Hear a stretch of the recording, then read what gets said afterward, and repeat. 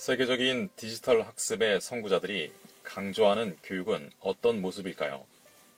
창의성과 협력, 도전, 이런 것들을 일깨우는 새로운 교육의 공식이 있을까요? 안녕하세요. 부자의 서재입니다. 오늘은 교실이 없는 시대가 온다 라는 책을 함께 나누고자 합니다. 존 카우치, 제이슨 타운이 지었고요. 김영선님이 옮겼습니다. 어크로스라는 출판사에서 나왔고요. 책 속으로 들어가 보도록 하겠습니다. 학습의 패러다임이 바뀐 순간. 내가 자란 시절의 학교 교육은 완전히 암기 위주였다. 우리가 하는 공부는 우리와 관련이 있거나 창의성을 발휘하거나 협력이 필요하거나 도전의식을 북돋우는 게 아니었다. 오히려 단기 기억력 이상의 능력이 필요치 않은 정보의 소비에 지나지 않았다. 학생들에게는 단 2개의 선택지만 있었다. 학습 자료를 암기하거나 못하거나. 게다가 결코 끝날 것 같지 않은 표준 시험을 치러야 했는데 그런 시험이 우리가 얼마나 똑똑한지 보여준다고 여겼다. 우리는 이런 과정에 따라 판단되고 고리표가 달리고 분류되고 그에 따라 우리의 미래가 나뉘었다. 요즘 나는 강연 도중에 할 수 있는 건 모두 다 하라고 촉구하며 격려하던 군대 구호를 자주 언급한다. 정말 좋은 교육 시스템의 구호는 이와 같아야 한다. 교육은 마음먹은 것이면 무엇이든 할 수 있고 우리가 멈출 수 있는 건 아무것도 없다고 느끼게 만들어야 한다. 하지만 책상에 앉아 저 전지전능한 시험지를 뚫어져라 쏘아보는 많은 학생들에게는 그렇지가 않았다. 그들은 이런 시험이 모든 걸 의미하고 교사와 가족과 친구와 미래의 고용주가 나를 어떻게 볼지 규정할 것이라는 경고를 받았다. 나 역시 많은 친구들이 이런 시험에 시달리는 걸 지켜보면서 뭔가 근본적으로 잘못됐다는 걸 알았다. 시험 점수는 많은 사람들로 하여금 할 수 있는 건 이미 다 했다고 믿게 만들었다. 나는 항상 내가 모범생이라고 생각했다. 우리 부모님은 밤마다 책을 읽어주고 학습과 발견에 대한 애정을 불어넣어 주었다. 나는 어려서부터 책을 읽었기에 학교에 들어갈 즈음에는 만반의 준비가 되어 있었다. 저학년 때는 정말로 좋았다. 그때는 새로운 걸 발견하고 세상이 돌아가는 방식을 배우려 애쓰는 시기이기 때문이다. 물론 산수와 맞춤법 같은 기초를 익혀야 했지만 그마저도 흥미로웠다. 선생님들이 재미있고 기억에 남을 만한 방식으로 가르쳐 주었기 때문이다. 이런 게 학교라면 나는 정말로 학교를 좋아할 수 있을 것 같았다. 그러나 중학교에 입학했고 그때부터 모든 게 달라졌다. 갑자기 학교가 재미없고 마치 직장처럼 느껴졌다. 학교는 더 이상 창의성을 높게 평가하거나 원하지 않는 것 같았다. 초등학교 때 우리는 어리고 활력이 넘쳐나는 열광적인 아이들이었다. 하지만 중학교에 들어가자 학교는 우리가 더 이상 열광적이지 않기를, 말하자면 우리가 수능에서 학교에 더 잘 맞춰주기를 기대했다. 탐구는 예상으로, 협력은 경쟁으로, 발견은 암기로 대체되었다. 게다가 예전에는 우리가 가진 독특함을 칭찬했으나 이제는 성적이 좋고 시험 점수가 높을 때만 칭찬했다. 초등학교 때에는 뭔가 다르게 하면 창의성이 있다고 여겨졌지만 중학교에서 그렇게 하면 선 바깥을 색칠하는 꼴이라고 보았다. 더는 학습이 보람차지 않고 따분하게 느껴지자 그게 내가 하는 일에 나타나기 시작했다. 나는 적응해야 한다는 걸 깨달았고 그래서 점수, 득점, 레벨, 승패를 두루 갖춘 이른바 교육게임에 임하는 법을 재빨리 익혔다. 이 교육게임에서 내가 선택한 캐릭터는 암기자였다. 암기는 나의 강점이 아니었으나 그다지 큰 노력을 들이지 않아도 할 수 있는 일이었고 그게 게임에서 이기는 방법인 듯 싶었다. 많이 암기할수록 성적이 오르고 어른들에게 인정받았다. 동시에 안타깝게도 몇몇 친구들은 이 게임을 그다지 잘하지 못한다는 걸 알아챘다. 난 이해할 수 없었다. 초등학교 때부터 줄곧 같이 자랐기에 이 친구들이 얼마나 똑똑하고 창의력이 넘치는지 잘 알았기 때문이다. 도대체 어떻게 된 걸까? 나는 의아했다. 중학교 교과서와 학습지는 아주 간단해 보였다. 그렇게 똑똑한 애들이 어떻게 질 수가 있지? 마치 그 아이들에게 불리하도록 교육 게임을 조작한 것 같았다. 컴퓨터라는 이상한 나라. 고등학교를 졸업할 때 반 친구 하나가 내 졸업 앨범에 이렇게 썼다. 아리스토텔레스와 카우치는 이제 동의어다. 문제 암기를 계속하도록 칭찬으로 한 말이었으나 돌이켜보면 그 말이야말로 현 교육 시스템이 가진 가장 큰 약점을 건드리는 것이었다. 오늘날의 교육 시스템은 생각하는 법보다 암기해야 하는 내용에 중점을 두고 있다. 중학교와 고등학교에서 배운 교육 게임의 규칙은 이랬다. 수업 내용을 필기하고 교과서에서 해당 범위를 읽고 질문에 답하고 사실을 암기하고 시험지에 빈 괄호를 채우기. 그런 다음 우리가 얻은 점수에 기초해서 명예학생 단체 회원, 대학 합격, 장학금 등으로 보상을 받았다. 졸업할 무렵 나는 이 교육 게임을 완전히 이해했다. 고등학교 졸업 후 나는 캘리포니아 대학 리버사이드 캠퍼스를 다녔다. 그곳에서 암기는 시험 전 벼락치기로 진화했다. 고등학교 때와 똑같은 게임을 하며 1, 2학년 동안 이른바 기초과정을 수료했다. 그게 효과가 있는 것 같았다. 그러다가 3학년 때 수강한 물리학 수업이 갑자기 게임 방식을 바꿔놓았다. 그 수업의 마지막 시험은 문제가 달랑 하나였다. 자유공간에서 팽이가 어떻게 움직이는지 설명하시오. 어려운 문제였다. 교수는 강의에서 이 문제를 직접 다룬 적이 없었고 교재에도 이런 내용은 나오지 않았다. 당황하고 낙담해서 점점 더 허둥거리는 소리가 강의실 여기저기서 들려왔다. 한 학생은 시험지를 쓰레기통에 던져놓고는 강의실을 나가버렸다. 박수갈채가 터져나왔다. 하지만 나는 박수치지 않았다. 여전히 망연자실해서 입을 꾹 다문 채 그 문제를 뚫어져라 쳐다보고 있었을 뿐이다. 뭐라고 써야 할지 알 수가 없었다. 답을 떠올릴 수 없으면 나는 진 것이었다. 그 시험 문제가 내 인생을 바꿔놓고 있었다. 남은 대학생활 동안 그리고 평생 동안 내가 갈 길을 외우려고 하는 건 아무 소용이 없으리란 사실을 깨달았다. 교육은 암기가 아니라 생각하는 법을 배우는 것이며 책 한 권 읽는다고 해서 생각하는 법을 터득할 수 있는 건 아니었다. 나는 단기적 성공에나 먹힐 게임을 하고 있었다.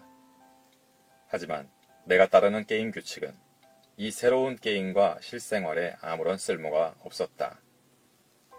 대학교 3학년 말에 나는 원예학과 강의를 들었다. 이 수업은 내 경력 목표는 말할 것도 없고 학습에 대한 인식을 바꾸는 데에도 커다란 영향을 미쳤다.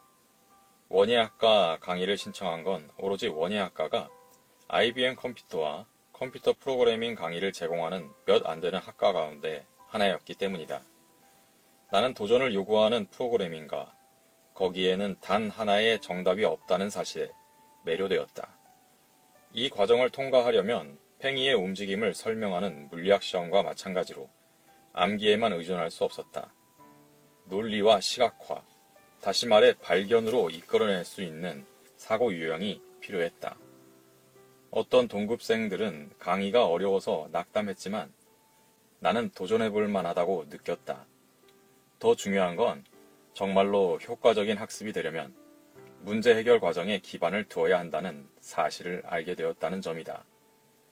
원예학과 강의를 듣는 동안 나는 컴퓨터와 그것이 가진 끝없는 잠재력에 푹 빠져들었다. 어떤 삶을 살든 내 삶에서 컴퓨터가 중요한 역할을 하게 되리라고 확신했다. 하지만 당시 캘리포니아 대학 리버사이드 캠퍼스에서는 컴퓨터공학 학사 학위를 받을 수 없었기 때문에 다른 대학으로 옮겨야 했다. 아프리카의 옛 속담은 수심을 알아보려고 두 발을 모두 담그지는 말라고 했지만 나는 새로 발견한 관심사로 그렇게 해보고 싶었다. 컴퓨터공학 학사 학위를 주는 대학을 찾기 시작했고 캘리포니아 대학 버클리 캠퍼스를 찾아냈다. 그곳에서 학사 학위와 석사 학위를 받은 다음 컴퓨터공학 박사과정을 시작했다.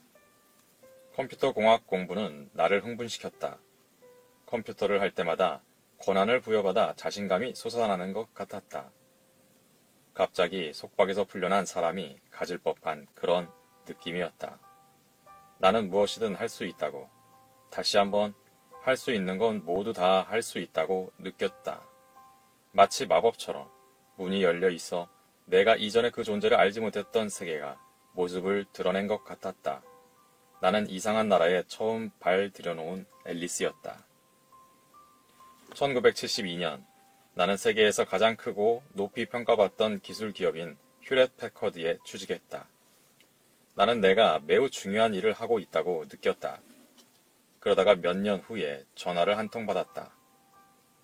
전화를 건 사람은 커다란 이상을 가진 인물이 이끄는 작은 회사에 대해 이야기했고 이 인물은 내 삶을 영원히 바꿔놓을 터였다.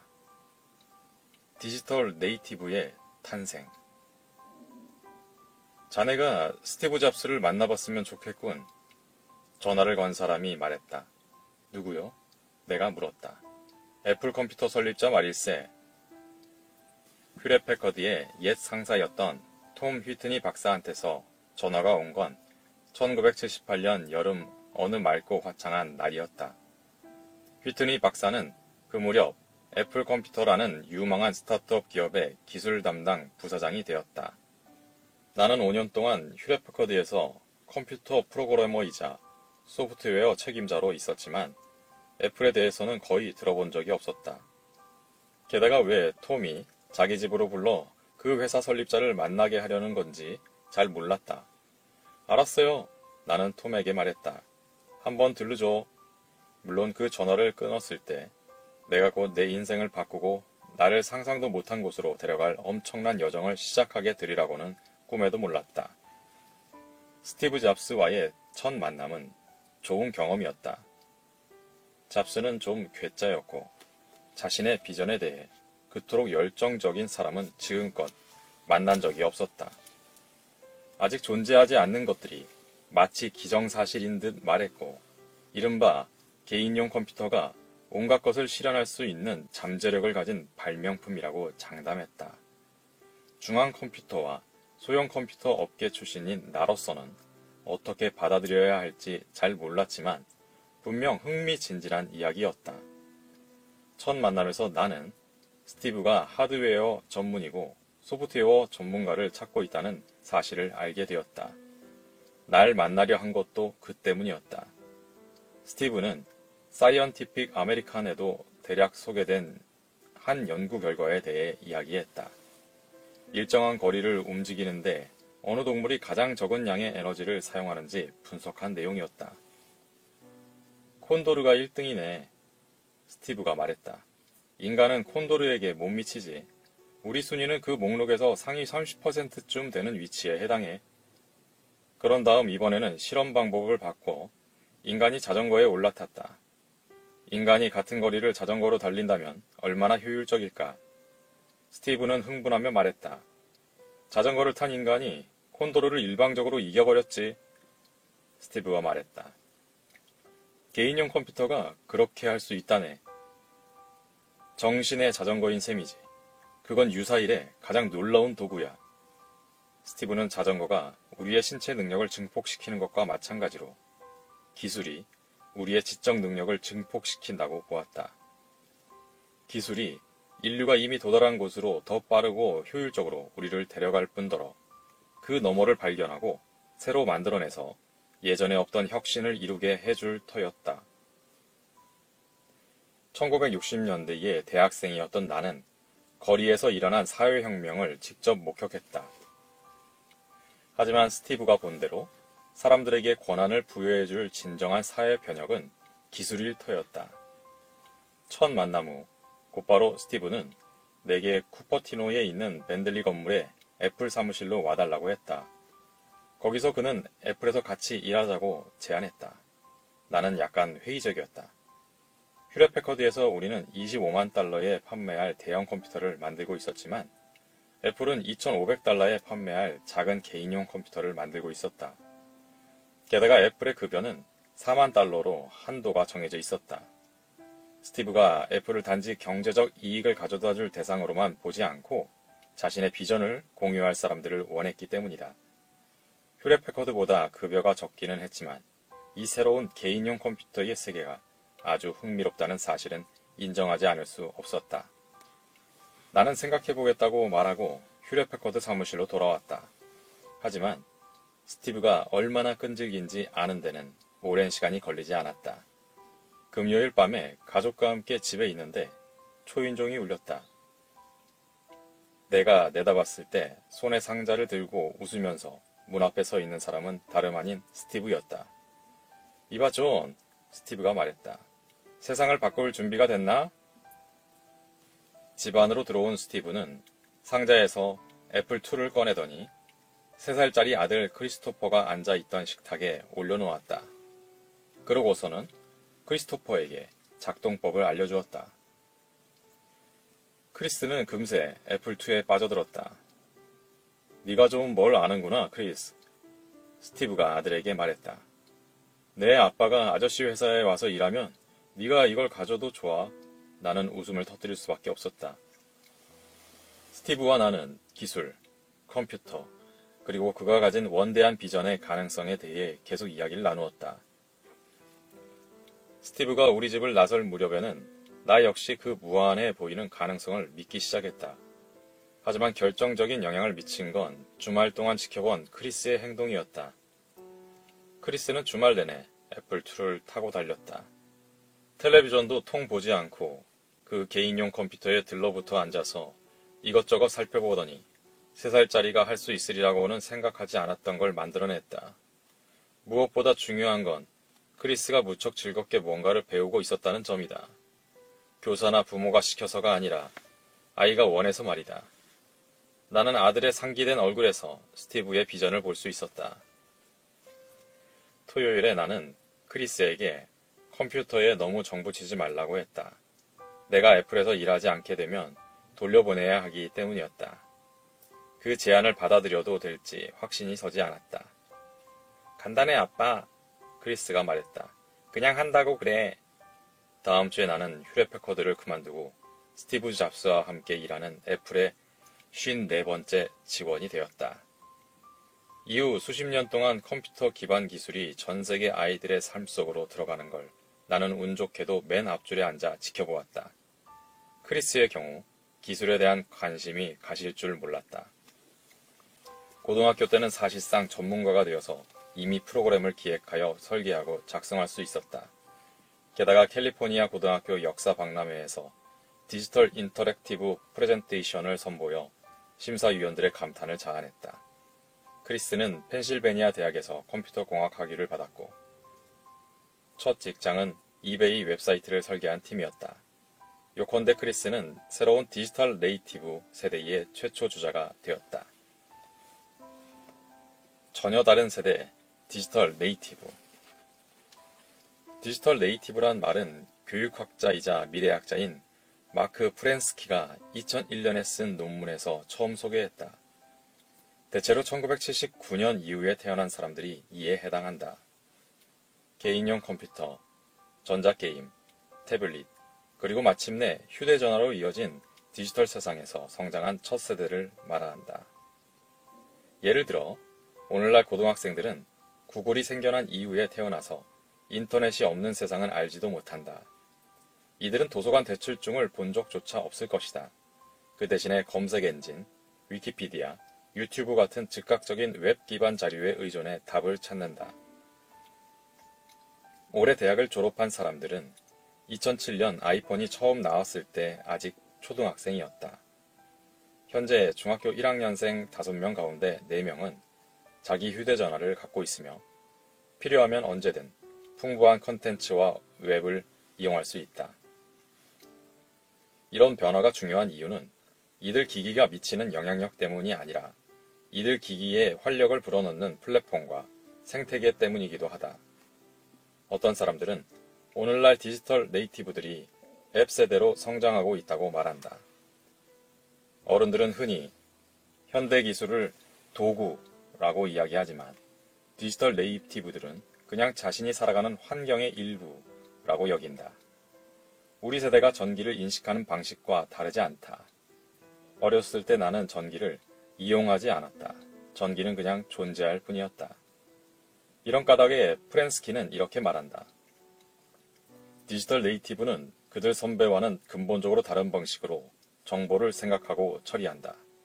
사실 많은 인지신경과학자들은 이와 의견이 다른데 세대와 무관하게 모든 뇌가 정보를 다르게 처리한다고 주장한다. 하지만 디지털 네이티브는 기술을 통해 엄청난 양의 정보에 노출되며 이것이 뇌에서 일어나는 변화의 수와 속도를 크게 증가시킨다는 것을 부정하는 사람은 없다. 사실 오늘날 아이들은 기존의 그 어떤 교과서보다도 모바일 앱에서 더 많은 걸 발견하고 학습할 수 있다. 프렌스키는 이렇게 말한다. 교육이 맞닥뜨린 가장 큰 문제는 교사가 시대에 뒤처진 디지털 이전의 언어를 갖고서 거의 완전한 디지털 언어를 사용하는 이들을 가르치려 한다는 점이다.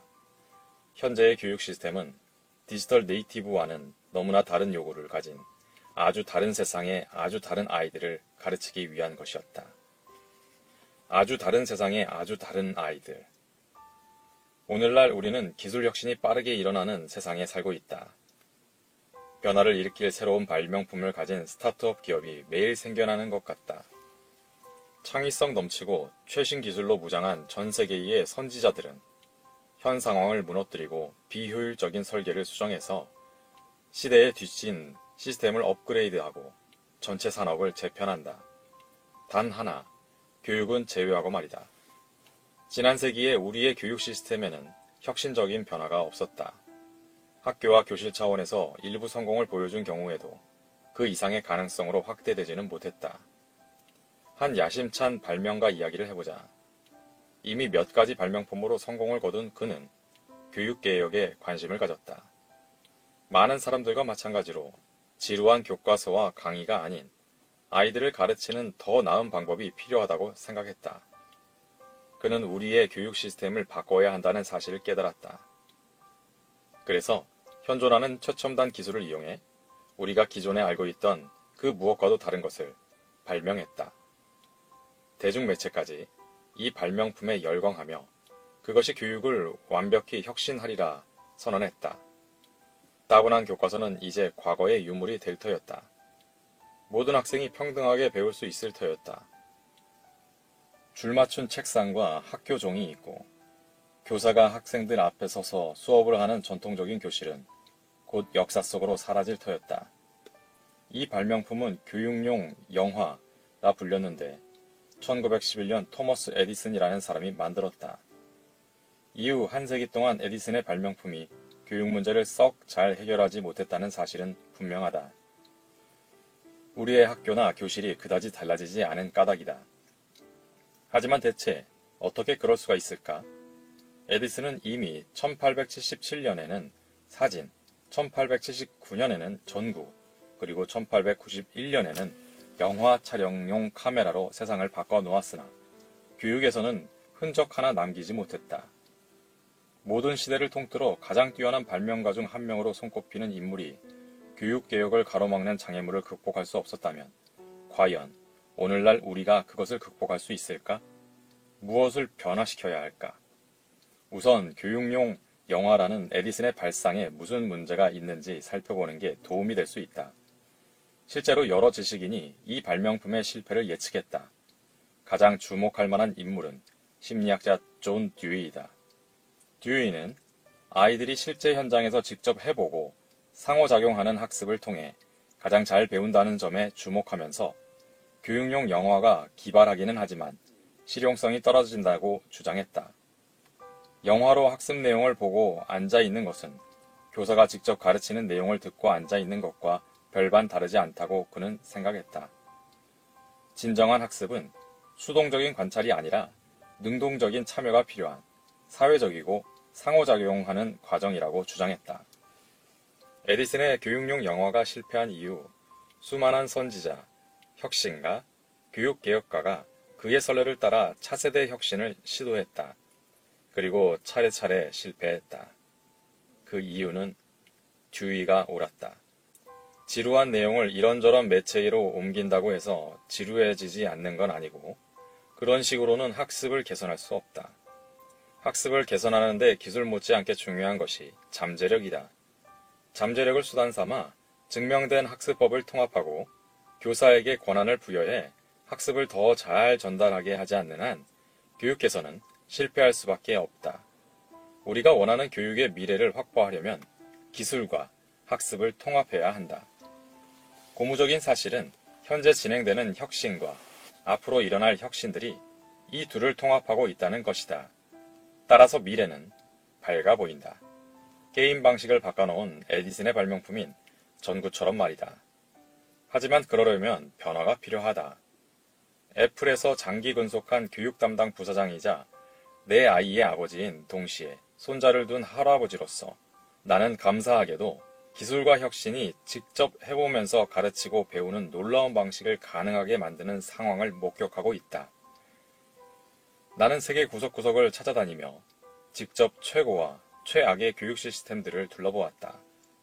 지금까지 수십 년 동안 교육과 기술 분야에 종사하면서 정부, 지역, 학교, 교사, 기업, 부모가 교육 시스템 개선을 위해 다양한 방법을 시도하는 것을 지켜보았다. 이런 변화는 크게 두 가지 방식으로 제한되었다. 시스템 일부를 보수하는 방식과 시스템 전체를 교체하는 방식 말이다. 안타깝게도 둘 중 어느 쪽도 변화를 일으킬 수 있을 것 같지 않다. 패치로 해결할 수 없는 것. 교육을 개선하는 가장 흔한 방법은 에디슨의 교육용 영어 같은 단기 해결책을 쓰는 것이다. 단기 해결책은 보통 교육의 한 가지 측면을 해결하려 한다. 오늘날 익스프레너라 불리는 교육용 영상이 바로 이를 성공적으로 해내고 있다. 지루한 수업을 다큐멘터리 같은 만화로 바꿔놓으면 수업이 좀 더 흥미로워진다. 이런 영상은 흥미롭고 유익한 만큼 수십 년 전부터 있었지만 여전히 학교에서 교육을 제공하는 방식에 별다른 변화를 끼치지 못한다.